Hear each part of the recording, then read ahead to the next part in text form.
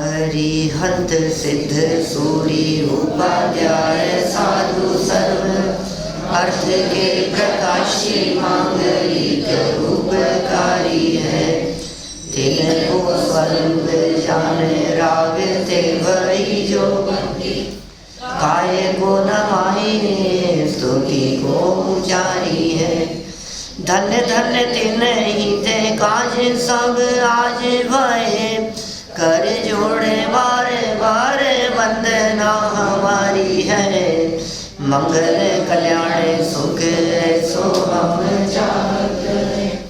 ओ मेरी ऐसी दशा जैसी तुम धारी है। ओ मेरी ऐसी दशा जैसी तुम धारी है।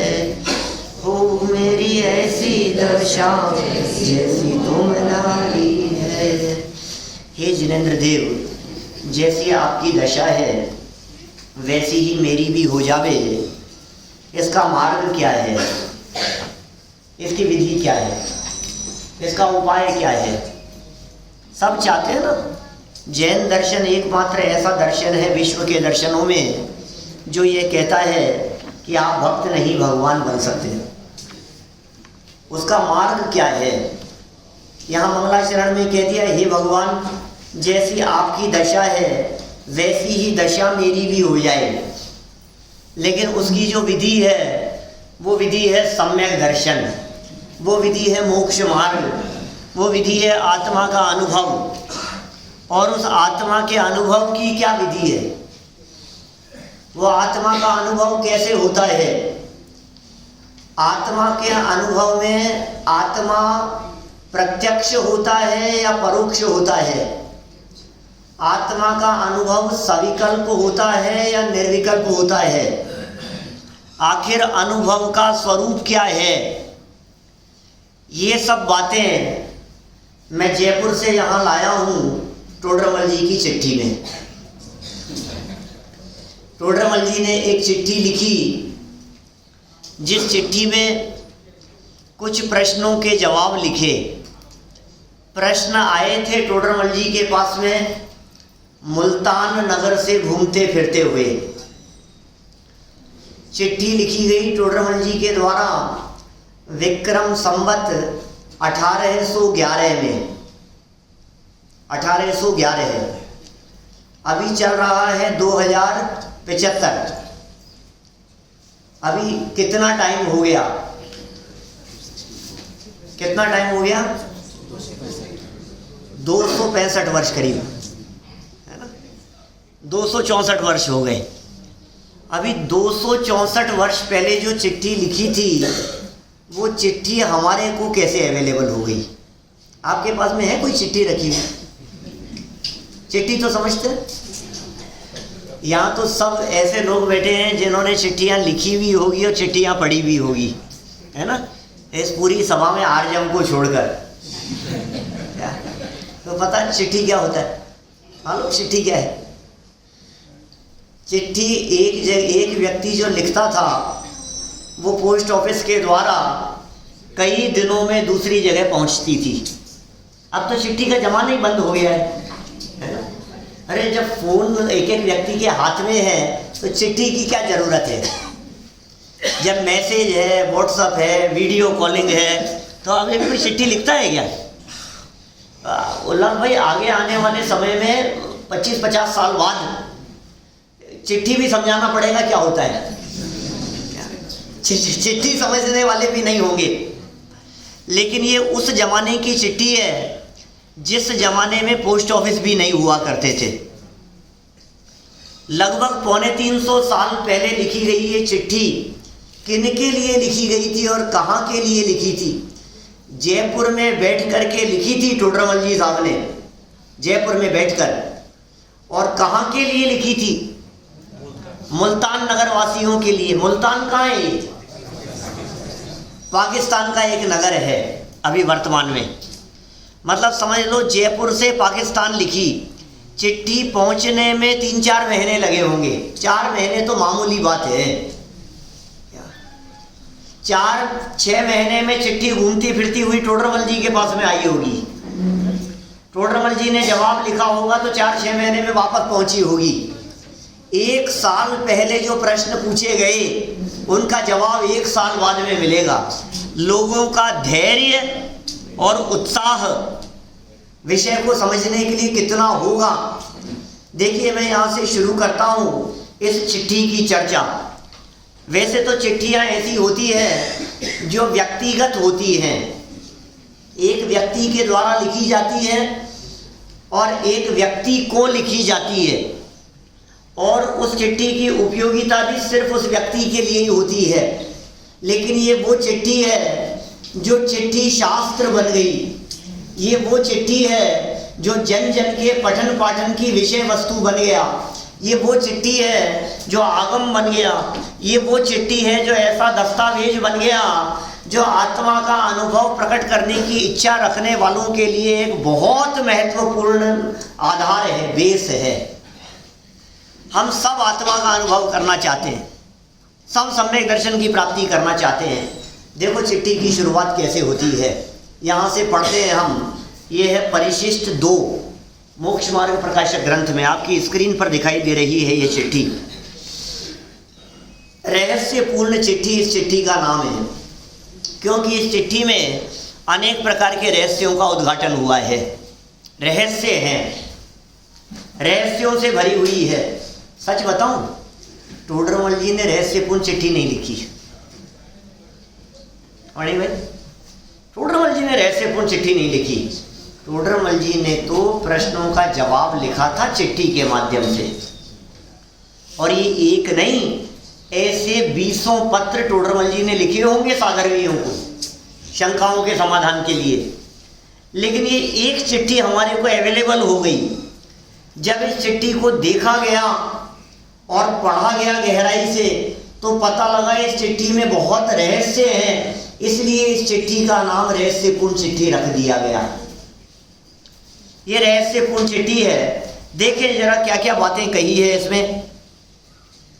सिद्ध श्री मुल्तान नगर महाशुभ स्थान में साधर्मी भाई अनेक उपमा योग्य अध्यात्म रस रोचक भाई श्री खानचंद जी, गंगाधर जी, श्रीपाल जी, सिद्धार्थ जी, उल्लास भाई, नितिन भाई, विपुल भाई, क्या देवीलाल जी, समझ में आ रही है बात, आदि सर्व सब लगा लेना इसमें। वीनू भाई भी हैं, वसंत भाई भी हैं, सबका नाम है इसमें। अन्य सर्व साधर्मी योग्य, अन्य सर्व साधर्मी योग्य, तो आपका नाम है या नहीं भैया इसमें? क्या प्रकाश भाई का नाम है या नहीं है? है ना इसमें? आपको यदि ये ऐसा लगे कि किसी एक व्यक्ति ने कुछ व्यक्तियों के लिए, जो किसी परिवार के लिए चिट्ठी लिखी, इसको हमें पढ़ने का क्या अधिकार है? बतलाओ। किसी दूसरे की चिट्ठी हमारे को पढ़ने का क्या राइट है? लेकिन टोडरमल जी स्वयं यह कह रहे हैं कि ये चिट्ठी सिर्फ उनके लिए नहीं है, ये चिट्ठी उन सब के लिए है जो साधर्मी है। सर्व साधर्मी योग्य लिखी टोडरमल के श्री प्रमुख विनय शब्द अवधारण करना, ये शुरुआत है। अभी चिट्ठी की शुरुआत में जैसे नाम लिखते हैं ना, सादर जय जिनेन्द्र जैसा करते हैं, सादर जय जिनेन्द्र योग्य अभिवादन, ये अभिवादन कर रहे हैं। क्या किया, कहां से शुरू की? सिद्ध श्री। ये सिद्ध श्री कौन है? श्री किसके लिए कह रहे हैं फिर भाई? ये श्री श्री श्री जो लगाया है, ये किसके लिए लगाया है? सिद्धार्थ जी के लिए, श्रीपाल जी के लिए, खानचंद जी के लिए नहीं, मुल्तान नगर के लिए। ये मुल्तान नगर के लिए कह रहे हैं। सिद्ध श्री मुल्तान नगर, माने मुल्तान नगर को सिद्ध श्री कह रहे हैं। अरे भाई साहब, सिद्ध उसे कहते हैं जहां बैठ करके अपने प्रयोजन की सिद्धि हो, उस क्षेत्र का नाम सिद्ध क्षेत्र। क्या ये मुल्तान नगर को सिद्ध श्री कह रहे हैं? और इतना ही नहीं, टोडरमल जी उस मुल्तान नगर के लिए कह रहे हैं महाशुभ स्थान। गजब कर दिया। महाशुभ स्थान कौन सा? पाकिस्तान। ये पाकिस्तान को शुभ स्थान कह रहे हैं। आप कल्पना कर सकते हैं, उसे शुभ स्थान कह रहे हैं। अरे शिखर जी के लिए शुभ स्थान कहो तो समझ में आती है, गिरनार जी के लिए कहो, श्रवण बेलगोला के लिए शुभ स्थान कहो तो समझ में आती है। ये पाकिस्तान का एक नगर मुल्तान और उसके लिए टोडरमल जी कह रहे हैं महा और शुभ नहीं, महाशुभ स्थान। ये टोडरमल जी क्या हो गया? टोडरमल जी को जो मुल्तान नगर के लिए महाशुभ स्थान कह करके पुकार रहे हैं, सोच सकते हैं आप? पावन, समझ में आ रही है बात? ये पावन स्थान कह रहे हैं। पाक माने भी पवित्र है। आप भले पाकिस्तान शब्द का प्रयोग किसी भी अर्थ में करो, कॉलेज के बच्चे, स्कूलों में पढ़ने वाले, कोई भी लड़का कहाँ गया है? वो पाकिस्तान गया हुआ है, आ रहा है 5 मिनट में। पाकिस्तान गया है माने आप भले ही उसके लिए बिल्कुल अपवित्र कह करके उस स्थान को कहो, लेकिन जब देश का बंटवारा हुआ होगा तो उन्होंने अपने देश का नाम पवित्र स्थान रखा था, पाकिस्तान। और टोडरमल जी कह रहे हैं कि वो स्थान महाशुभ स्थान है। कि महाशुभ किस लिए कहा गया? कि सुनो, जिस जगह पर बैठकर साधर्मी लोग तत्व चर्चा करें, उससे शुभ स्थान जगत में कोई हो नहीं सकता। कौन से स्थान को शुभ स्थान कहें? कौन से स्थान को अच्छा स्थान कहें? जिस स्थान पर बैठ करके तत्व चर्चा होती हो, उससे बढ़िया कोई जगह हो सकती है क्या? सीमंदर जनालय महाशुभ स्थान, नहीं कह सकते ऐसा? जहां आत्मा के अनुभव की चर्चा चलती हो, जहां भेद विज्ञान की चर्चा चलती हो, जहाँ वीतरागता का पोषण किया जाता हो, जहाँ मोक्ष मार्ग प्रकट करने की भावना अंदर में साधर्मियों की उत्पन्न होती हो, वो स्थान शुभ स्थान है। उस स्थान की इतनी महिमा है, उस क्षेत्र की महिमा टोडरमल जी के हृदय में कितनी थी, समझ लो आप। क्षेत्र भी कोई साधारण नहीं है वो स्थान। आप देखिए तीर्थ क्षेत्रों की क्या महिमा है आपके चित्त में, तीर्थ क्षेत्रों की क्या क्या वैल्यू है, क्या होता है तीर्थ क्षेत्रों में, क्यों जाने की भावना पाते हैं आप लोग? शिखर जी में ऐसा क्या हो जाएगा? शिखर जी वाले पार्श्वनाथ कुछ अलग है और अपने यहाँ वाले कुछ अलग है, ऐसा नहीं साहब, क्या बात कर रहे हो? वहां के पार्श्वनाथ की तो बात ही कुछ और है। शिखर जी वाले पार्श्वनाथ और कौन कौन से? चामलेश्वर वाले, अंधेश्वर वाले, मक्सी पार्श्वनाथ, बनड़िया पार्श्वनाथ, गोमटगिरी पार्श्वनाथ, अंतरिक्ष पार्श्वनाथ, सहस्त्रफण पार्श्वनाथ, बीजापुर पार्श्वनाथ, चूलगिरी पार्श्वनाथ, और कौन कौन से? चिंतामणि पार्श्वनाथ। और कौन से पसंद है आपको? कौन कौन से पार्श्वनाथ भगवान पसंद है? पार्श्वनाथ भगवान कौन से? कहाँ के? सहस्त्रफण वाले। क्या बात है, सहस्त्रफण वाले पार्श्वनाथ। पार्श्वनाथ को वहाँ वाले अलग है, और आपके जिन मंदिर में जो पार्श्वनाथ भगवान है वो उनमें कोई दम नहीं है। कैसा? पार्श्वनाथ भगवान तो एक ही हुए हैं ना। कौन से? 23वें तीर्थंकर। लेकिन उन 23वें तीर्थंकर पार्श्वनाथ स्वामी को हमने कितने लोगों में बांट दिया, कितने क्षेत्रों में बांट दिया। तो फिर साहब यहाँ पार्श्वनाथ भगवान के दर्शन करो और वहां सहस्त्रफण पार्श्वनाथ के दर्शन करो, दोनों में कुछ फर्क है कि नहीं है? क्यों भैया, कोई फर्क नहीं है। तो फिर जाना कि नहीं जाना समय शिखर जी? बोलो। ये जबरदस्ती बसंत भाई लगे हुए हैं शिखर जी के चक्कर में। क्या किसके लिए? कि सब लोग वहां जाएं। शिखर जी की तो महिमा ही कुछ और है। वहां जाकर ये पार्श्वनाथ भगवान के चरणों के दर्शन करेंगे। ऊपर पार्श्वनाथ भगवान, क्यों? वहां तो चरण मिलेंगे आपको, और यहाँ साक्षात प्रतिमा विराजमान है। तो इससे ज्यादा महिमा है वहां की। हाँ भाई साहब सुनो तो सही, भगवान तो कोई अलग नहीं है। पार्श्वनाथ नाम के तो एक ही भगवान है। चाहे यहाँ दर्शन करो चाहे वहां जाकर के दर्शन करो, रंच मात्र फर्क नहीं है। लेकिन तीर्थ क्षेत्रों पर बैठकर अपने आप ही परिणाम निर्मल होते हैं। तीर्थ क्षेत्र और सिद्ध क्षेत्र उन्हें कहते हैं जहां बैठ करके जीवों के भाव विशेष रूप से निर्मल होते हों। कारण क्या है? क्योंकि वहाँ साधर्मी जीव, पात्र जीव, मुनिराज, त्यागी, तपस्वी, व्रती, संयमी, स्वाध्यायी आत्म कल्याण करने वाले लोग वे जिस जगह से विचरण करके गए हैं वो क्षेत्र भी उनके परमाणुओं से संस्पर्शित होने के कारण पवित्र हो गया है। वहां का परमाणु परमाणु पवित्र है। अभी वो भेद विज्ञान और अन्योन्या भाव की बात मत करना क्या कि एक पुद्गल का परमाणु दूसरे पुद्गल के परमाणु से वर्तमान पर्याय में भिन्न है। दोनों की वर्तमान पर्याय वो जब चार अभाव पढ़ाऊंगा तब समझाऊंगा। अभी तो मैं यहाँ महाशुभ स्थान समझा रहा हूँ। टोडरमल जी ने उस स्थान को शुभ स्थान क्यों कहा? आप देखिए, घर बैठ करके स्वाध्याय करें और यहाँ बैठ करके स्वाध्याय करें, दोनों में जमीन आसमान का अंतर होगा। आप घर में बैठ करके पूजन कर लो और यहाँ मंदिर में बैठ करके पूजन करो तो दोनों में कुछ फर्क है या नहीं? आप यहाँ बैठ करके आराधना करो और किसी तीर्थ क्षेत्र में जहाँ साधर्मी विशेष आराधना करने वाले लोग बैठ करके साधना किए हुए हों उस जगह पर बैठ करके साधना करें, फर्क पड़ता है भाई साहब, जमीन आसमान का अंतर है। आप यहाँ बैठ करके अध्ययन करें और एक सोनगढ़ में वहाँ बैठ करके आराधना करें, कुछ ना कुछ तो फर्क होगा। जहाँ 45 वर्षों तक निरंतर तत्व की धारा बहती रही उस स्थान पर बैठने पर परिणाम विशेष रूप से निर्मल होते हैं। जहाँ सैकड़ों जीवों ने जहाँ से निर्वाण की प्राप्ति की, अरे सैकड़ों जीव क्या, अनगिनती अनंत जीवों ने जहाँ से निर्वाण की प्राप्ति की, ऐसे सिद्ध क्षेत्रों की महिमा ही कुछ और है। तो ये कह रहे हैं जिस स्थान पर बैठकर साधर्मी लोग तत्व चर्चा करते हैं ना, वो शुभ नहीं महाशुभ स्थान हो जाता है।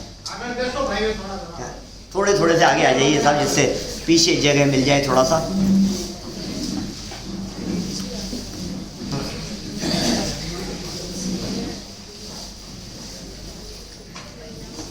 मुल्तान नगर के लिए क्या कहा गया? महाशुभ स्थान में साधर्मी भाई अनेक उपमा योग्य और अध्यात्म रस रोचक, जिन्हें अध्यात्म का रस रुचता हो, अध्यात्म रस रोचक भाई हैं। और भाइयों के नाम लिख दिए फिर यहाँ, है ना।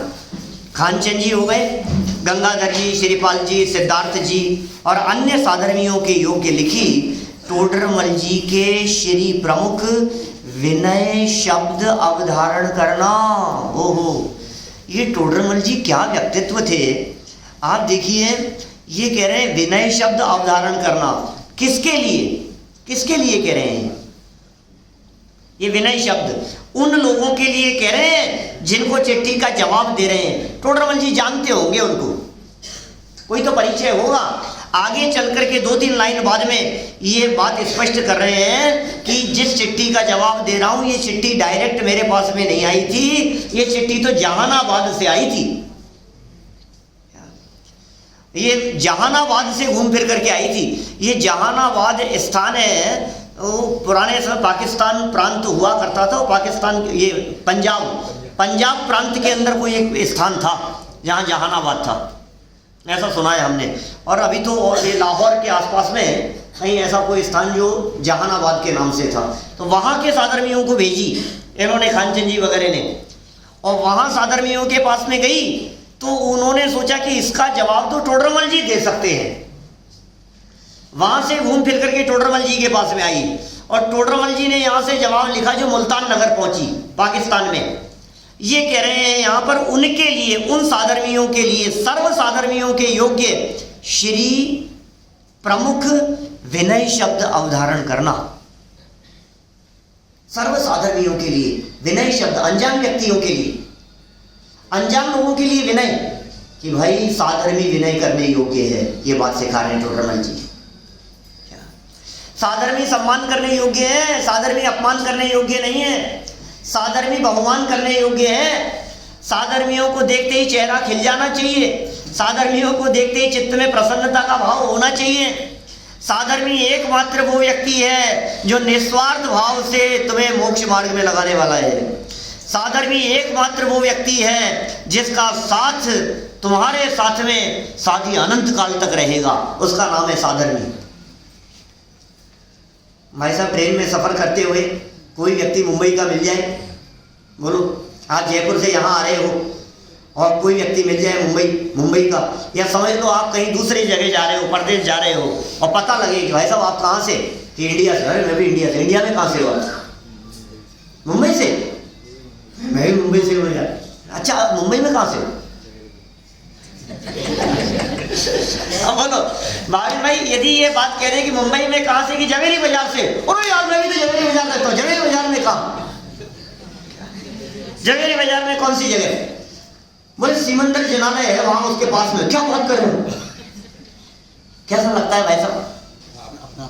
अपनापन लगता है ना। एक ही जगह पर जाने वाले व्यक्ति यदि मिल जाए हमारे को तो रास्ता थोड़ा अच्छे से कट जाता है। आपको पता है ये जितने साधर्मी लोग हैं, आपका और हमारा साथ इतना सा नहीं है 5-7 दिन का, ये लंबा साथ है। परिवार वालों का साथ तो जीवन पूरा हो जावे तब तक, या तो हमारा पूरा हो जाए तो साथ खत्म, या उनका पूरा हो जाए तो साथ खत्म, निपट गए, छुट्टी हो गई।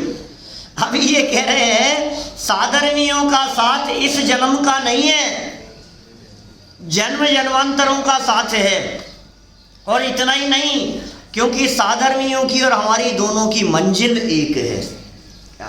कितनी प्रसन्नता का भाव होना चाहिए।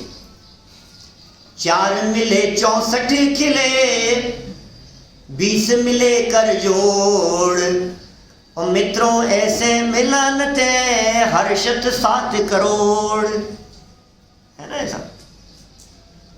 सबके चेहरे ऐसे ऐसे बिल्कुल ऐसे, जाने क्या सुना दिया। उर्दू में तो नहीं बोल रहा था मैं, पाकिस्तान चिट्ठी जा रही है। 4 मिले 4, 2 आंखें हमारी और 2 आपकी। और जैसे ही 4 मिले विपुल भाई तो क्या हुआ? 64 खिल गए, 32 आपके और 32 ही हमारी।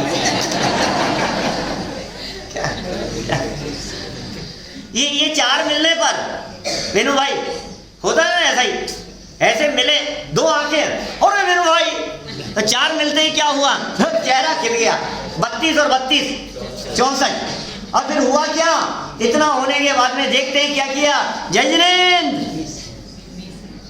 20 मिले, 5 5 10 और 10 सामने से 20 मिले, कर जोड़, हाथ जोड़ करके जय जिनेंद्र। और ऐसे मिलनते क्या कह रहे हैं? हर्षत 7 करोड़, 3.5 करोड़ रोम रोम मेरे और 3.5 करोड़ रोम रोम आपके। अरे रोम रोम पुलकित हो जाए जब साधर्मी से मिलन कराए। ऐसा रोम रोम प्रफुल्लित हो जाता है। क्या अब सुना, वापस बोलता हूं, अब सुनना। 4 मिले 64 खिले, 20 मिले कर जोड़, और मित्रों ऐसे मिलन थे हर्षत 7 करोड़। अब समझ में आया क्या? ये साधर्मियों से मिलन, ये साधर्मियों से मिलन के संदर्भ, अभी मिले नहीं है। अरे अनजान साधर्मियों के संदर्भ में टोडरमल जी ये कह रहे हैं, विनय शब्द अवधारण करना बहुत बहुमान आता है उनके प्रति। किनके प्रति? अध्यात्म रस रोचक।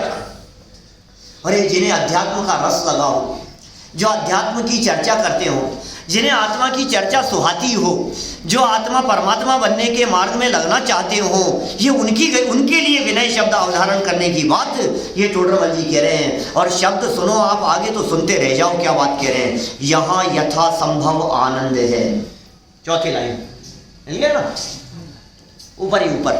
यहाँ यथा संभव आनंद है, आनंद है। टोडरमल जी के जमाने में 350 साल पहले कौन सा आनंद होगा भैया? वहाँ लाइटें थी नहीं उस जमाने में, एसी था नहीं, टीवी था नहीं, इंटरनेट था नहीं, मोबाइल था नहीं, कौन सा आनंद है वहाँ? काय का आनंद होगा उस जमाने में? इनके बिना भी आनंद हो सकता है क्या? मोबाइल के बिना भी आनंद हो सकता है आज? टीवी के बिना भी आनंद है, मोबाइल के बिना, गाड़ियां नहीं, सुविधाएं नहीं, फैसिलिटी नहीं, इसके बिना भी आनंद हो सकता है। आप कल्पना कर सकते हो, आपको यहाँ से ऐसी जगह पर ले जाएं जिस जगह पर मोबाइल नहीं चलता। अभी तारंगा में शिविर लगाया था, पावन थे और कौन, आप भी थे भाविन भाई। अभी तारंगा में युवा शिविर लगाया था, और वहां जैसे ही पहुंचे हम, तो पहुंचते ही वहां मोबाइल गायब। फिर 3 दिन तक क्या किया, मोबाइल बैग में, किसी को पता नहीं था। और वहां जाते ही नेटवर्क, किसी भी कंपनी का नेटवर्क नहीं आता वहां, सबके मोबाइल बंद। अब कैसा लग रहा है, क्या बिना मोबाइल के लाइफ कैसी लग रही है? मोबाइल ऐसी चीज है भाई साहब, 5 मिनट यदि आपको फीलिंग में नहीं आए ना कि नहीं है तो घबरा जाता है, कहाँ छूट गया है। 5 मिनट मोबाइल के बिना आप कल्पना नहीं करते हो। आप सोचिए कैसे सुख की बात कर रहे होंगे। ये कह रहे हैं यथासंभव आनंद है। टोडरमल जी यथासंभव में कैसे आनंद की बात कर रहे हैं? यहाँ यथासंभव आनंद है। यहाँ माने कहाँ, कौन सी जगह पर? जयपुर नगर में। अरे जयपुर नगर में, अपने घर में, और परिणामों की शांति जहाँ है। यथासंभव शब्द का अर्थ चौथे गुणस्थान के योग्य, यथासंभव का अर्थ पंचम गुणस्थान के योग्य। यथासंभव माने गुणस्थान प्रमाण। कैसा आनंद यथासंभव? इंद्रिय जन्य आनंद की बात नहीं है, विषय जन्य आनंद की बात नहीं है। जो आनंद इस वर्तमान में, इस पंचम काल में, हमारी भूमिका में सहजता का जितना आनंद संभव है, उस आनंद प्रमाण आनंद है हमारे यहाँ। यहाँ तो सब ठीक है। ये अत्र कुशलम तत्रास्तु, यहाँ कुशल है, वहाँ भी कुशलता की कामना है। यहाँ यथासंभव आनंद है। और आगे क्या लिख रहे हैं? तुम्हारे चिदानंद घन के अनुभव से सहज आनंद की वृद्धि चाहिए। क्या कैसे चाहिए? चिदानंद घन के अनुभव से किसकी वृद्धि? सहज आनंद की। सहज आनंद, सहज आनंद किसका नाम है? सहज आनंद माने आत्मानुभव। सहज आनंद का मतलब यहाँ शुद्धोपयोग नहीं है। शुद्धोपयोग का नाम सहज आनंद नहीं है। शुद्धोपयोग से बाहर निकलने पर भी खाते पीते उठते बैठते निरंतर जो आनंद सहज धारा प्रवाह रूप से रहता है, उस आनंद का नाम है सहज आनंद। जो आनंद परिस्थितियों से प्रभावित नहीं होता, उस आनंद को सहज आनंद कहते हैं। जो आनंद एसी का आनंद है वो सहज नहीं है, क्योंकि एसी नहीं होने पर वो आनंद नहीं मिलेगा। जो आनंद टीवी के अधीन है वो आनंद सहज नहीं है, क्योंकि टीवी नहीं होने पर वो आनंद नहीं मिलेगा। जो आनंद किसी मोबाइल के अधीन है, जो आनंद बच्चों के अधीन है, जो आनंद परिवार के अधीन है, जो आनंद संयोगों के अधीन है, वो आनंद सहज नहीं हो सकता। यहाँ सहज आनंद की बात कर रहे हैं। सहज आनंद, ये कैसा आनंद है? ये सहज आनंद बोले त्रिकाली ध्रुव ज्ञाय भगवान आत्मा, जो सदा काल त्रिकाल एक रूप है, उस त्रिकाल एक रूप भगवान आत्मा के अवलंबन से प्रकट होने वाला आनंद भी सहज आनंद है। ये रसगुल्ले का आनंद सहज आनंद नहीं होता है भाई साहब। डोसे का आनंद क्या वो सहज आनंद है? सहज कहाँ है? उस आनंद में सहजता कहाँ है? वो तो अधीन है ना। कभी मिर्च तेज हो गई, कभी कम हो गई, कभी गर्म से ठंडा हो गया, कभी मन माफिक नहीं बना, उसमें कहाँ आनंद है? और पहले में जैसा आनंद होता है खाने में, दूसरे तीसरे में वैसा आनंद नहीं होता, वो बदल जाता है। माने जैसे जैसे बढ़ता चला जाता है भोजन, वैसे वैसे उसका आनंद खत्म हो जाता है। यहाँ ये कह रहे हैं सहज आनंद। सहज आनंद नहीं, सहज आनंद की वृद्धि चाहिए। वृद्धि क्यों कह रहे हैं? इसका मतलब टोडरमल जी इस बात को मानने को तैयार नहीं है कि आप लोग मिथ्या दृष्टि हो। पॉइंट समझ रहे हैं आप? माने सहज आनंद तो है आपको, चौथे गुणस्थान के योग्य आनंद तो आपको होगा, आप सम्यक दृष्टि तो होंगे, लेकिन हम ये भावना बातें हैं कि इस सहज आनंद की आपके जीवन में वृद्धि हो जावे। ये कितने सुंदर शब्दों के प्रयोग कर रहे हैं टोडरमल जी। और सुनो, वो सहज आनंद की वृद्धि किसके आश्रय से होगी? तो ये कह रहे हैं चिदानंद घन के अनुभव से होगी। वो सहज आनंद चिदानंद घन के अनुभव से होगी। चित और आनंद और घन, हमारा जो क्या है भगवान आत्मा है। चित माने चैतन्य, चित आनंद, और इसका घन है।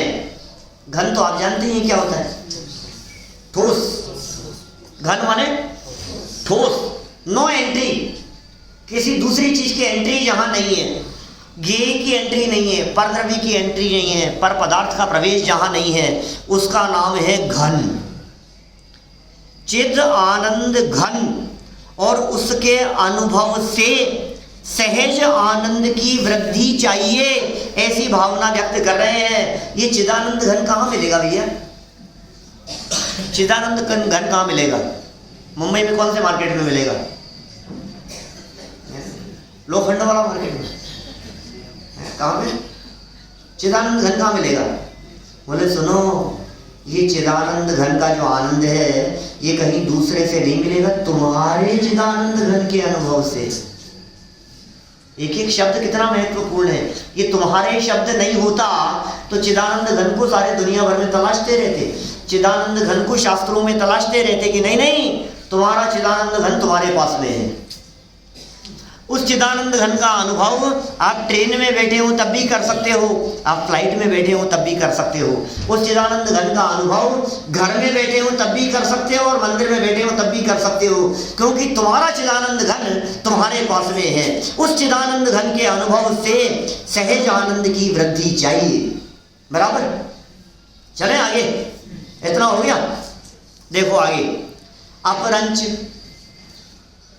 तुम्हारा एक पत्र भाई जी श्री राम सिंह जी भुवानीदास जी पर आया था, उनके पास में आया था। ये लोग कौन है?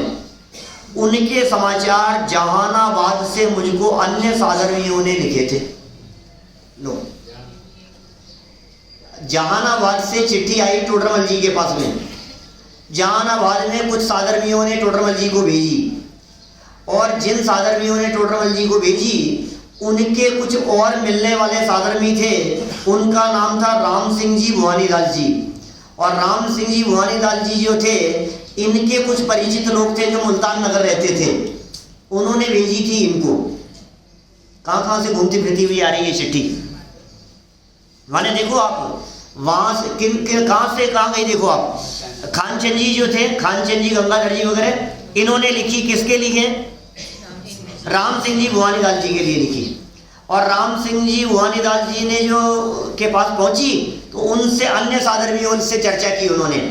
फिर जो अन्य साधर्मी थे उन्होंने वहां से भेजी टोडरमल जी के पास में। फिर टोडरमल जी ने लिखी, और वो टोडरमल जी ने लिखी वो पहुंची कहाँ? मुल्तान नगर। और मुल्तान नगर पहुंची किसके लिए? खानचंद जी, गंगाधर जी, श्रीपाल जी आदि के लिए। फिर मुल्तान नगर से जब देश का बंटवारा हुआ तो बहुत सारे साधर्मियों के साथ ये रहस्यपूर्ण चिट्ठी वापस जयपुर आ गई। कितने 200 साल बाद जब लिखी थी, उसके 200 साल बाद पाकिस्तान के मुल्तान नगर के जैन साधर्मियों के साथ ये चिट्ठी वहां से लौटकर वापस जयपुर में आ गई। वहां भी हमारे एक आदर्श नगर मुल्तान समाज का जैन मंदिर है, वहां ये चिट्ठी मौजूद है, भी रखी हुई है। वापस चिट्ठी लौट करके वहां आ गई, वहां के साधर्मियों ने पढ़ी। फिर उसके बाद में ये चिट्ठी घूमती फिरती हुई पहुंच गई कहां? सोनगढ़। क्या? और वहां पहुंची तो वहां गुरुदेव श्री ने पढ़ी और वहां साधर्मियों को पढ़ करके सुनाई। फिर ये वहां से पहुंच गई घूमती फिरती हुई, समझ लो आप, राजकोट वगैरह और आसपास के इलाके में, और धीरे धीरे पूरे गुजरात में फैल गई ये चिट्ठी। इसकी प्रतिलिपियां बन गई, फिर ये प्रकाशित हो गई।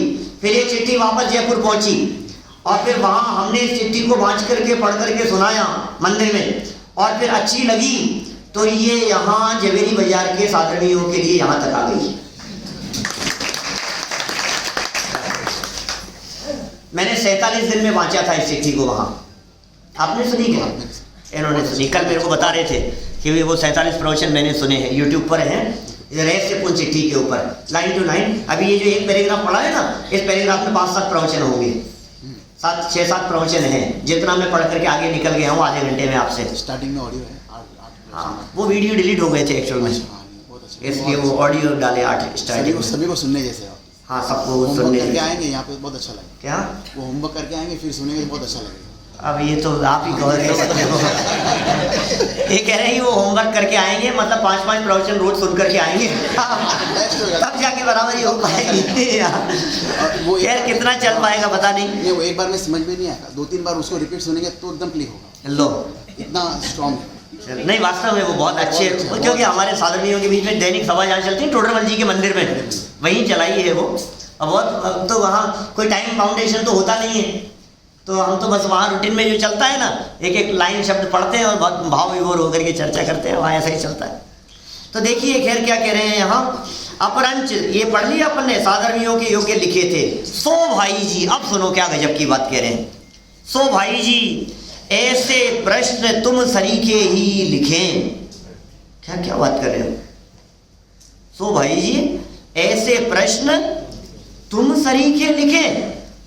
कौन से प्रश्न, कौन से प्रश्न की बात चल रही है? अभी प्रश्न लिखा नहीं है इसमें, लेकिन मैं आपको बतला चुका हूं 3 महत्वपूर्ण मुद्दों पर यहां चर्चा है इस पूरी चिट्ठी में। 3 प्रश्नों के जवाब बहुत प्रमुखता से आए हैं। नंबर 1 आत्मार्थियों के लिए, बोले अनुभव क्या है, आत्मानुभव क्या है। नंबर 1 बात, आत्मा का अनुभव क्या है, आत्मा का अनुभव क्या होता है, आत्मा का अनुभव कैसा होता है, अनुभव के संदर्भ में चर्चा, आत्मानुभूति के बारे में चर्चा, नंबर 1। नंबर 2, उसी आत्मानुभूति के संदर्भ में ये आत्मानुभूति प्रत्यक्ष होती है या परोक्ष होती है, अनुभव प्रत्यक्ष है या अनुभव परोक्ष है, ये दूसरा मुद्दा इस चिट्ठी का। और इस चिट्ठी का तीसरा मुद्दा कि ये अनुभव सविकल्प होता है या निर्विकल्प होता है। ये 3 महत्वपूर्ण मुद्दे हैं। आत्मा का अनुभव कैसे होता है, निर्विकल्प आत्मा की अनुभूति, निर्विकल्प आत्मा की प्रत्यक्ष अनुभूति किस प्रकार से होती है, उसकी विधि का बहुत सुंदर चित्रण इस चिट्ठी में किया गया है। अभी तो कुछ पढ़ा ही नहीं है, अभी तो कोई चर्चा आई ही नहीं है। इसका मतलब इस चिट्ठी को देखकर यह अंदाजा लगाया जा सकता है कि साधर्मियों ने प्रश्न क्या किए होंगे, और प्रश्नों को देख करके सामने वाले का लेवल पता लगता है। हम भी जो कहते हैं ना, आपको कल भी हमने कही थी कि मैं अकेला बोल रहा हूं ऐसा मत समझना, आप कहीं से भी कुछ भी पूछ लेना, बीच में चलते प्रवचन के बीच में पूछ लेना। हमारे यहाँ ऐसा चक्कर नहीं है कि कोई धारा टूट जाएगी हमारी। हमारी धारा कैसे टूटेगी, हमारी धारा तो अंदर में चलती रहती है, इसलिए सो टूटने का सवाल नहीं है। आपको जहां जो बात समझ में नहीं आए, बीच में हाथ खड़ा करके पूछना कि भाई ऐसा क्यों कह रहे हैं हम, ऐसा इसलिए कह रहे हैं जिससे हमें पता लगे पूछने वालों का स्तर क्या है, जिससे हमें पता लगे पूछने वालों का लेवल क्या है, जिससे हमें पता लगे कि सामने वाले किस लेवल से बात को सुन रहे हैं। इसलिए टोडरमल जी के सामने जो प्रश्न आए, इन्हें देख करके टोडरमल जी को पता लग गया कि भाई साहब ये साधारण व्यक्ति नहीं है। धन्य है वे जीव जो इस पंचम काल में आत्मा के अनुभव की चर्चा भी करते हैं। धन्य है वे जीव जिन्हें आत्मा की चर्चा सुहाती है। वो लोग कौन कौन करे ये चर्चा, भाई साहब बहुत भाग्यशाली लोग हैं आप जो यहाँ आकर के बैठे हैं। मैं अभी उस भाग्य को बतलाऊं, जैसा कल अंतिम 5 मिनट के अंदर कही थी, मैंने चर्चा की थी। आप कल्पना नहीं कर सकते हो आप कितने भाग्यशाली हैं। आपको अंदाजा नहीं है भाग्य किसे कहते हैं, आपको अंदाजा नहीं है सद्भाग्य किसे कहते हैं, आपको अंदाजा नहीं है भाग्यशालीपन का लक्षण क्या होता है। ये चर्चा कान में पढ़ना महाभाग्यशालीपन का लक्षण है। बड़े भाग्य से मिलती है ये चर्चा। अनंत अनंत जीवों में से किसी एकाध जीव को जैन कुल मिलता है और किसी एकाध जीव को जैनवाणी सुनने का अवसर मिलता है। हम कौन सा लेवल क्रॉस करके कहाँ आ गए हैं हमें पता नहीं है। सुनने को नहीं मिलती है, पुण्य पाप दोनों समान है। सुनने को नहीं मिलेगी भाई साहब ये चर्चा की आत्मा का अनुभव करो। सब जगह धर्म के नाम पर आपको ये चर्चा सुनने को मिलेगी पूजा करो, सब जगह आपको धर्म के नाम पर ये चर्चा सुनने को मिलेगी पाठ करो, भक्ति करो, स्तुति करो। अरे चलो तीर्थ कर लो, पुण्य कमा लो, प्रभु के गुण गा लो, चलो सम्यक शिखर चालो। ये चर्चाएं आपको सारी दुनिया भर में ये चर्चाएं मिलेगी। धर्म, अरे उपवास करो थोड़ा सा, व्रत कर लो थोड़ा सा, प्रतिमा धारण कर लो, ये कर लो वो कर लो, धर्म के नाम पर ये चर्चाएं मिलेगी। लेकिन बहुत भाग्यशाली लोग होते हैं जिनके कानों में ये बात सुनने को मिलती है, ये सच्चा धर्म, ये वास्तविक धर्म है। धर्म है क्या? धर्म परतंत्रता का नाम नहीं है, धर्म में पराधीनता नहीं होती, धर्म में परतंत्रता नहीं होती। उपवास करने की ताकत नहीं है भाई साहब, तो क्या मैं धर्म नहीं कर सकता हूं? बोलो, यदि शारीरिक सामर्थ्य नहीं है तो क्या धर्म नहीं हो सकता है? मैं हॉस्पिटलाइज हो जाऊं तो क्या धर्म नहीं हो सकता है? धर्म इतना अधीन हो गया है, मंदिर के अधीन हो गया है धर्म, धर्म पढ़ने के अधीन हो गया है। यदि मैं आंखों से नहीं पढ़ पाऊंगा तो धर्म नहीं हो सकता है क्या? यदि मैं कान से नहीं सुन पाऊंगा तो धर्म नहीं हो सकता है क्या?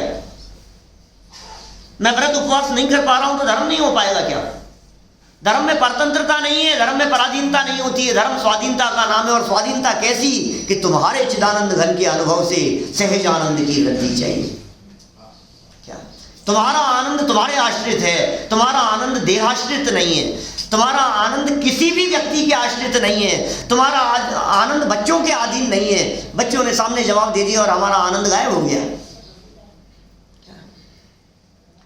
बहुत मजे से डोसे खा रहे थे और बहुत शौक से बैठे थे खाने के लिए, और इतनी देर में जब खत्म हो गया, क्योंकि धीरे धीरे सीखते हैं ना क्या, तो हमने कहा क्या बात है ये इतने धीरे धीरे लाओ ना फटाफट। हमने थोड़ा सा तेजी में कहा और सामने से पलट करके तेजी में जवाब दे दिया, तो डोसे का आनंद सहज नहीं रहा, आनंद गायब हो गया। अरे ये कहाँ गया ये आनंद? क्या बोलो, ये जिस आनंद की आपने कल्पना कर रखी है, ये आनंद कितना असहज है। ये जिस आनंद की वृद्धि की भावना टोडरमल जी भा रहे हैं, ये आनंद कैसा आनंद है? इसमें परतंत्रता नहीं है, इसमें पराधीनता नहीं है इस आनंद में। कितने सुंदर ऐसे प्रश्न तुम सरीखे लिखे। कौन लिखे भाई साहब? कौन करे ऐसी चर्चा? ऐसी चर्चा करने वाले नहीं मिलेंगे आपको। आपसी चर्चा करेंगे भाई साहब तो ऐसी चर्चा करेंगे। और बिजनेस कैसा चल रहा है आपका? और तबीयत ठीक है? तबीयत वगैरह तो ठीक है आपकी? क्या चल रहा है आजकल? मार्केट का क्या हाल है? यहाँ मार्केट कैसा है? यहाँ प्रॉपर्टी कैसा है? यहाँ क्या प्रॉपर्टी मार्केट क्या है अभी? क्या स्थिति है? नाउन यहाँ भी कभी शेयर मार्केट के बारे में पूछेगा, कभी प्रॉपर्टी के बारे में पूछेगा, कभी इधर उधर की चर्चा करेगा क्या। और ये इधर इस साइड वालों की यदि बात करें ना तो फोन पे बात करें, क्या बनाया है आज? क्या आप देखो क्या यही हाल है सब जगह पर। आपसी चर्चाओं के नाम पर आप क्या चर्चा करते हैं? और ऐसी चर्चाओं के बीच में यदि कोई व्यक्ति आपसे ये पूछ लेवे, ये चर्चा करे कि भाई आनंद हुआ कि नहीं, मोक्ष मार्ग में कदम बढ़ा के नहीं, तो समझना कि वो कैसा पात्र जीव है। आपसी चर्चा चले और ये पूछे कि आराधना कैसी चल रही है, ये समझना कि ये पात्र जीवों के लक्षण है। यदि आपसे ये पूछा जाए, प्रश्न ये किया जाए, अभी कौन से ग्रंथ का स्वाध्याय चल रहा है, आज स्वाध्याय में आपने क्या सुना? आपने किसी व्यक्ति को फोन में लाया और उस व्यक्ति ने फोन पर ये पूछा कि आज सुबह स्वाध्याय में आ नहीं पाया था, आज सुबह क्या चर्चा चली थी, तो समझ लेना ये पात्रता के लक्षण है। कौन करे ऐसी चर्चा? बोलो, अंदर से ऐसे प्रश्न उठते हैं क्या? इस प्रकार की चर्चा करने वाले कितने भाग्यशाली लोग होंगे जिन्हें आत्मा सुहात आत्मा फात्मा कहकर के पुकारते हैं लोग दुनिया में। अरे बंद करो यार आत्मा फात्मा की चर्चा, बहुत हो गया आत्मा फात्मा। आत्मा आत्मा क्या आत्मा आत्मा लगा रखी है आपने कि भाई ये आत्मा आत्मा नहीं, तू आत्मा है। ये आत्मा कोई और नहीं है, ये आत्मा आप है। ये आत्मा माने कोई भूतों की चर्चा नहीं है, कोई डरावनी चर्चा नहीं है। क्या मेरा प्रसिद्ध घटना है मेरे साथ में घटी हुई, जो लोग मेरे को सुनते हैं तो उन्होंने कई बार सुनी होगी, लेकिन आप लोगों के चेहरे बतला रहे हैं आपने नहीं सुनी बात। कोल्हापुर की घटना है ये। कोल्हापुर में प्रशिक्षण शिविर लगा था 2005 में। कोल्हापुर से लौटते समय ट्रेन में सफ़र करते हुए आ रहे थे। आर्यव का जन्म हुआ था, ये नहीं था, पापा मम्मी साथ में थे, हम लोग आ रहे थे वहाँ से और रास्ते में हम लोग चर्चा कर रहे थे। शिविर था, प्रवचन करके आ रहे थे, वहाँ से लौट रहे थे। हमने रास्ते में चर्चा आपस में शुरू की और आपस में चर्चा चलते चलते कोई बीच बीच में कोई आत्मा की चर्चा, आत्मा तो आता ही है शब्द, अपने तत्व चर्चा करें और आत्मा शब्द ही नहीं आए आधे एक पौन घंटे में, ऐसा कैसे होगा? तो आपको जान के आश्चर्य होगा विपुल भाई, सामने सीट पर एक सज्जन बैठे थे, वो मेरे से बोले थोड़ी देर बाद, जब हमारी चर्चा 9 साढ़े 9 बजे रात को ख़त्म हो गई, तब कि भैया एक प्रश्न है। मैंने कहा बोलो भाई, हमारा तो काम ही यही है। तुम भी पूछ लो, क्या पूछ रहे हो? बोले भैया रात का समय है, ट्रेन जंगल से गुजर रही है, तुम लोग आत्मा की बातें करते हो, तुम्हें डर नहीं लगता?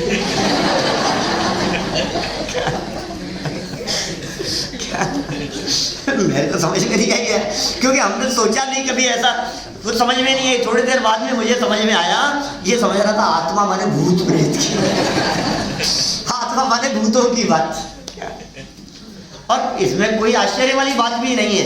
आप यदि इस माहौल से निकल करके बाहर जाएंगे तो जैसे कल हमने रात को भटकती आत्माओं की बात कही थी तो भटकती आत्मा माने क्या, भूती तो है और क्या है, यही तो समझते हैं। और उनकी भी गलती नहीं है, क्योंकि टीवी की स्क्रीन पर ऐसा ही दिखाया जाता है, सफेद कपड़ों में, सफेद साड़ी में कोई इधर से उधर जाते हुए और ऐसी आवाज में तेज हवा चलती दिखाई देगी, वो हाथ में तेज दरवाजे ऐसे इधर ऐसे लगेगा जैसे आत्मा है, माने कोई भूत प्रेत की बात लगती है आत्मा माने। तो मुझे उस समय वो बात ऐसे समझ में आ गई, मेरे को लगा कि भाई ये लोग ऐसा ही समझते हैं आत्मा माने, तो आप लोग तो ऐसे नहीं है जो आत्मा माने भूत प्रेत समझते हो, नहीं है ना ऐसा। बोला भाई सच्ची घटना ये तो हो गई, बात खत्म हो गई। इसके बाद में 2-3 महीने बाद की बात है भैया, हमारे घर में एक सज्जन आए और रुके थे, सादर में ही थे, और नाम नहीं बताना चाहता, वो रूम में उनको ले गया, रात को 10-10:30 बजे के आसपास की बात होगी। और फिर मैंने उनसे कहा कि आप अकेले रूम में रुक लेंगे कि मैं साथ में आऊँ? बोले नहीं पंडित जी कोई दिक्कत नहीं है। मैंने कहा वैसे दिक्कत की कोई बात नहीं है, हमारे यहाँ 5 आत्माएँ हैं।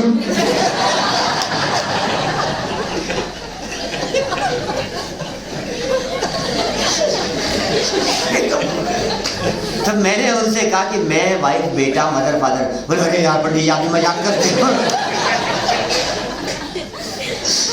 मजाक करते हो हम क्या कह रहे हो, मजाक का क्या सवाल है, हम आत्मा नहीं है। हाँ वो तो है वो तो है माने क्या, हम आत्मा ही तो हैं क्या? अरे भाई हम आत्मा हैं और आत्मा के अनुभव की चर्चा चल रही है यहाँ। आत्मा की चर्चा करने वाले जीव भी भाग्यशाली है, ये टोडरमल जी यहाँ कह रहे हैं। धन्य है वे जीव जो आत्मा की चर्चा भी करते हो, धन्य है वे जीव जिन्हें आत्मा सुहाता हो, धन्य है वे जीव जिन्हें ये विकल्प आता हो कि मुझे आत्मा का अनुभव करना है, धन्य है वे जीव जिन्हें ये विकल्प आता हो कि अनंत काल हो गया संसार में रुलते हुए, अब तो हमें जीवन में मोक्ष मार्ग प्रकट करना है। वे जीव भाग्यशाली हैं, वे जीव धन्य हैं। ये टोडरमल जी ने यहाँ तो लिखाई, इनके लिए तो कह रहे हैं। ये टोडरमल जी ने इसी मोक्ष मार्ग प्रकाशक ग्रंथ के पेज नंबर 17 नंबर पेज पर ये भाग्यशालीपन का लक्षण बतलाया है। भली होनहार है, ऐसे शब्दों का प्रयोग किया श्रोता का स्वरूप बतलाते हुए। भली होनहार है जिनकी, जिन्हें ऐसा विचार आता है कि मैं कौन हूं। आपको विचार आता है कि मैं कौन हूं, आपको विचार आता है कि मेरा क्या स्वरूप है, आपको विचार नहीं, ये भी कोई विचार है क्या? आईने के सामने खड़े होने पर जो दिखाई देता है ये मैं हूं क्या? मैं तो इसे ही अपना स्वरूप समझ बैठा हूं। लेकिन ये टोडरमल जी कह रहे हैं जिन्हें ये विचार मात्र आ जाए ये सद्भाग्य का लक्षण है। देखो ऐसे प्रश्न तो भाई जी, ऐसे प्रश्न तुम सरीखे ही लिखें इस वर्तमान काल में, इस वर्तमान काल में, इस दुखद पंचम काल माही कुल श्रावक मैं नयो। इस वर्तमान काल में अध्यात्म रस के रसिक बहुत थोड़े हैं, बहुत थोड़े हैं भाई साहब। उस समय में थोड़े होंगे, टोडरमल जी का जो टाइम था ना उस समय बहुत कम होंगे। अभी तो बहुत है, देखो आप पूरा भरा है, आगे खिसका रहे हैं, आपको जगह नहीं मिल रही है, अभी तो बहुत है ना। कितने हैं अभी देखो आप, जगह जगह कितने मोक्ष मंडल हैं, कितने विद्यालय हैं, कितने विद्वान तैयार हो रहे हैं। अभी तो बहुत हो गए भाई साहब, पहले बहुत कम थे। अरे नहीं भाई क्या बात कर रहे हो आप? आप हमारे जैसे विद्वान कोई ऐसे नहीं हो सकते हैं जो टोडरमल जी की सभा की बराबरी कर सके। 1000-1200 लोग टोडरमल जी की सभा में रोजाना अध्यात्म की चर्चाएं सुनते हों, वो काल कैसा था जिसमें टोडरमल जी कह रहे हैं जीव बहुत थोड़े हैं। बोलो लाल भाई, उस काल में कह रहे हैं जीव थोड़े हैं। उस मंदिर में, जिस मंदिर में हम बैठ करके व्याख्यान करते हैं रोजाना सुबह, उस मंदिर में टोडरमल जी साहब व्याख्यान करते हुए, और ब्रह्मचारी रायमल जी लिख रहे हैं कि 1000-1200 लोग टोडरमल जी के सानिध्य में रोजाना तत्वाभ्यास किया करते हैं। कैसा काल होगा वो? ऐसी शंका मत करना कि वहां 1000-1200 लोगों के बैठने की जगह है या नहीं है, क्योंकि दिन भर के कैलकुलेशन होगा वो, मुझे ऐसा लगता है। लिखिए ब्रह्मचारी रायमल जी ने ये बात, उसमें कैसे हम शंका करें? हो सकता है 400-500 लोग सुबह बैठते हो, 400-500 शाम को बैठते हो, 200-300 लोग दिन में बैठते हो, कोई लोग पहले चले जाते हो, जिनको जब समय मिलता हो उस समय आकर के बैठते हो, तो दिन भर में टोटल अलग अलग मिला करके 1000-1200 लोग लाभ लेते होंगे। ऐसा भाव समझना चाहिए हमारे। प्रतिदिन इतने लोग जब लाभ लेते हो और फिर भी ये कह रहे हैं यहाँ पर बहुत थोड़े हैं। अरे अनंत की तुलना में बहुत थोड़े हैं, अनंत जीवों की तुलना में। ये कह रहे हैं यहाँ क्या लिखा, देखो कहाँ तक पहुंचे अपन। इस वर्तमान काल में, काल तो पंचमी चल रहा है, टोडरमल जी 5वें काल में हुए, चौथा काल तो नहीं था। इस वर्तमान काल में अध्यात्म रस के रसिक, जिन्हें अध्यात्म में रस आता हो। देखो अध्यात्म रस के रसिक की बात कर रहे हैं, स्वाध्याय के रसियों की बात नहीं कर रहे हैं, क्योंकि स्वाध्याय का रस करणानुयोग का भी रस हो सकता है, स्वाध्याय का रस प्रथमानुयोग का भी रस हो सकता है, पठन पाठन अभ्यास का रस चरणानुयोग का भी रस हो सकता है, यहाँ विशेष गुणस्थान का भी रस हो सकता है, गुणस्थान, मारणास्थान, जीव समास, पर्याप्ति, प्राण, उपयोग, त्रिलोक सार, ऐसे ग्रंथों के अभ्यासी बहुत हुआ करते थे उस समय में भी। गुरुदेव के समय की ही बात करो आप, गुरुदेव ने ग्रंथ खोल करके बैठने की परंपरा डाल दी भाई साहब, नहीं तो उसके पहले ग्रंथ खोल के बैठने की परंपरा नहीं थी। शास्त्र सभाएं तो चला करती थी हिंदुस्तान के कोने कोने में, लेकिन कोई एक बुजुर्ग व्यक्ति शास्त्र खोल करके बैठता था और सामने बैठे हुए लोग मुंह लटकाए हुए बंद लाइट में, थोड़ी बहुत लाइट में ऐसे बैठे बैठे गर्दन हिलाते हुए सुनते रहते थे बस। प्रथमानुयोग के ग्रंथ चला करते थे, पद्म पुराण वांचा जाता था, हरिवंश पुराण वांचा जाता था, और वो पढ़ते जाते थे और लोग सुनते रहते थे, और क्या लिखा है और क्या वांच रहे हैं कुछ पता नहीं। और गुरुदेव ने खोल खोल करके बतलाया कि मैं जो लाइन पढ़ रहा हूँ तुम तुम्हारी किताब में देखो ये लिखा है कि नहीं, मैं जो बात कह रहा हूँ ये बात तुम्हारे पास में है या नहीं, ये शास्त्र की बात बतला रहा हूँ मैं, तुम पढ़ो, तुम देखो इस बात को। ये काल नहीं था पहले पुराने समय में। ये अध्यात्म रस के रसिया लोग, ये आत्मा का रस और आत्मा का अनुभव प्रकट करने की जिनकी उत्कृष्ट भावनाएं हैं, ऐसे लोग सदा काल से थोड़े हुए हैं, सदा काल थोड़े हैं और भविष्य में भी थोड़े ही रहने वाले हैं। क्योंकि समझ लीजिए आप, बहुमूल्य जीव कम ही होते हैं, बहुमूल्य चीजें कम हुआ करती है। जिनकी कीमत और जिनकी वैल्यू ज्यादा होती है उनकी संख्या कम होती है, जिनकी संख्या कम होती है उनकी वैल्यू ज्यादा होती है। आपकी यदि संख्या कम हो तो संकोच मत करना, हृदय से प्रफुल्लित होना कि हम बहुत भाग्यशाली हैं,